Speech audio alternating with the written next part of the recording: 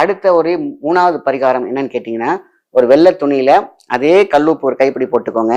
உங்களுக்கு கடன் எவ்வளவு இருக்குங்கிறத எழுதிருங்க. கொஞ்சமா பச்சை கற்பூரம் சேர்த்துக்கோங்க. அது ஒரு முடிச்சு போட்டு வச்சுக்கோங்க. நீங்க படுக்கிறீங்க பாத்தீங்க தலைகாணி, அதுக்கு கீழே போட்டு வச்சிருங்க அந்த முடிச்ச.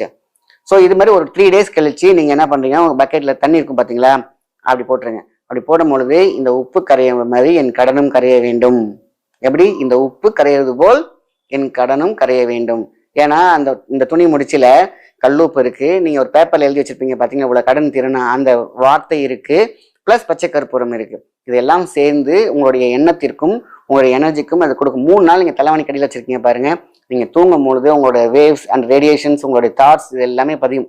அப்ப வந்து பாத்தீங்கன்னா உங்களுக்கு என்னென்னலாம் புதுசா செய்யணுங்கிறதுக்கெல்லாம் சூப்பரா பாசிட்டிவ் கொடுக்கும் பச்சை கற்பூரம். அந்த கல் உப்பு என்ன பண்ணும், உங்களுக்கு கஷ்டங்கள் இருக்கு பாத்தீங்களா, அதை புரிஞ்சுட்டு அதோட எனர்ஜியும் ஸ்பாட்லைனுக்குள்ள இருக்கும்.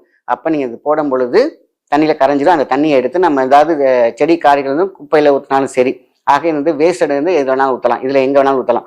இப்படி ஊற்றும் பொழுது உங்களுடைய கடன் வந்து பாத்தீங்கன்னா மேஜிக் மாதிரி, ஒரு பனி உருகிற மாதிரி அப்படியே கொஞ்சம் கொஞ்சமா கரைய ஆரம்பிச்சிடும்.